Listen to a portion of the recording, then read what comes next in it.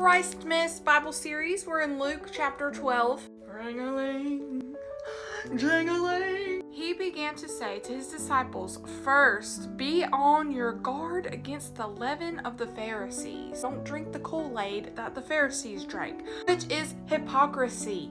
There is nothing covered that won't be uncovered, nothing hidden that won't be made known. Therefore, whatever you have said in the dark will be heard in the light, and when you have whispered in an ear in private rooms, it will be proclaimed on the rooftops." The temporary pleasures of being a hypocrite will be found out by others, and it will be awful.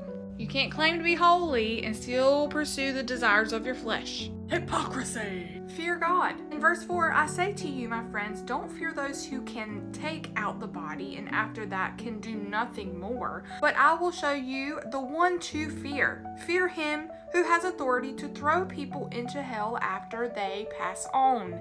Yes, I say to you, this is the one to fear. If you are having trouble with anything that has to do with your flesh because you're afraid, like, what will happen to me? What will happen to me?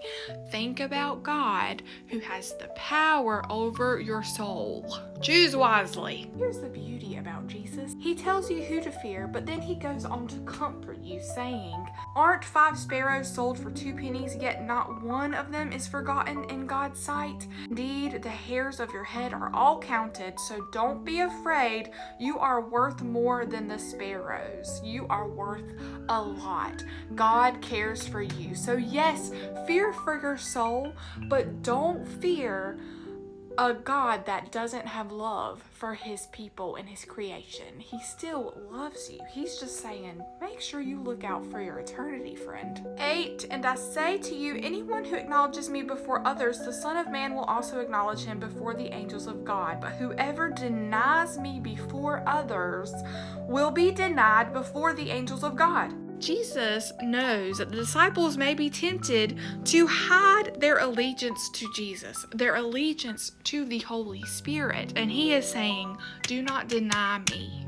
Anyone who speaks a word against the Son of Man will be forgiven, but the one who blasphemes against the Holy Spirit will not be forgiven. Whenever they bring you before the synagogues and the rulers and authorities, don't worry about how you should defend yourself or what you should say, for the Holy Spirit will teach you at that very hour what must be said. The Holy Spirit was not a thing yet.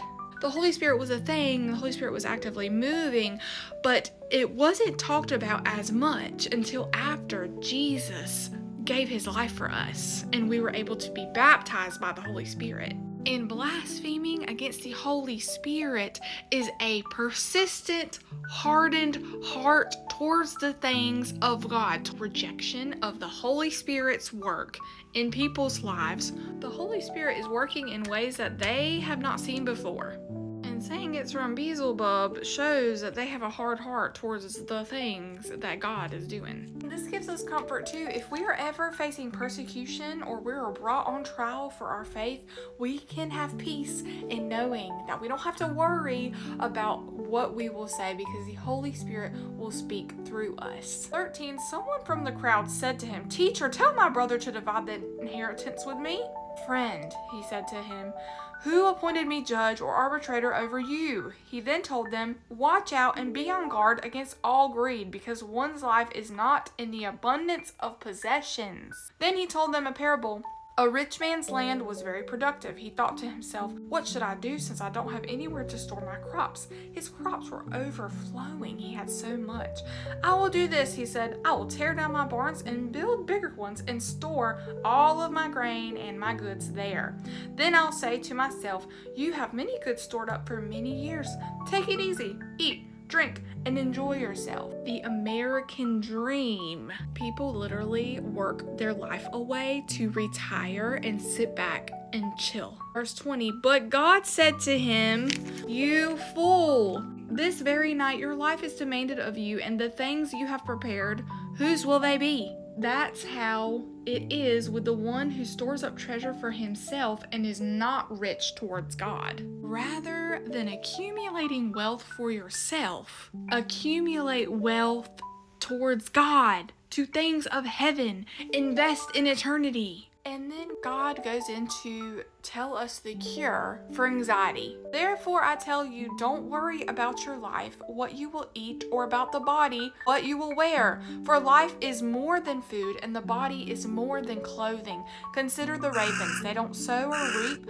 They don't have a storeroom or a barn, yet God feeds them. Aren't you worth much more than the birds? Can any of you add one moment to his life span by worrying? If then you're not able to do even a little thing, why worry about the rest? Consider how the wildflowers grow. They don't labor or spin thread, yet I tell you, not even Solomon in all his splendor was adorned like one of these. If that's how God clothes the grass, which is in the field today and is thrown into the furnace tomorrow, how much more will he do for you? You of little faith, don't strive for what you should eat or what you should drink, and don't be anxious, for the Gentile world eagerly seeks all these things, and your Father knows that you need them. If you are anxious, it is because your mind is on the wrong stuff. And here is the cure. But seek his kingdom, and these things will be provided for you. Don't be afraid, little flock, because your Father delights to give you the kingdom. Sell your possessions and give to the poor. Make money bags for yourselves that won't grow old. Inexhaustible treasure in heaven, where no thief comes near and no moths destroy. For where your treasure is, your heart will also be. Look at what you're striving for. Look at what you're constantly thinking about, constantly trying to get. Where you spend your money, where you spend your time, all of those things are your treasures, what your heart is after. God is saying, if you seek my kingdom first, and if that's all you are striving for, you won't have the anxiety of all the other things. And if we refocus our mind on, oh yeah, we're seeking the kingdom first, we're not worrying about this, it helps us stay peaceful.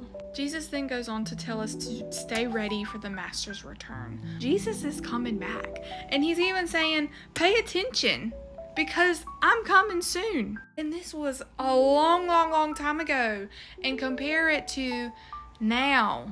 We might be in the times, and the world may think we're foolish at trying to stay ready, but Jesus right here is saying, you be ready. You also be ready, because the Son of Man is coming at an hour you do not expect. Jesus came for peace on earth, goodwill towards men, but when you receive Jesus, the loyalty to Christ will inevitably cause separation to those who are not loyal to him.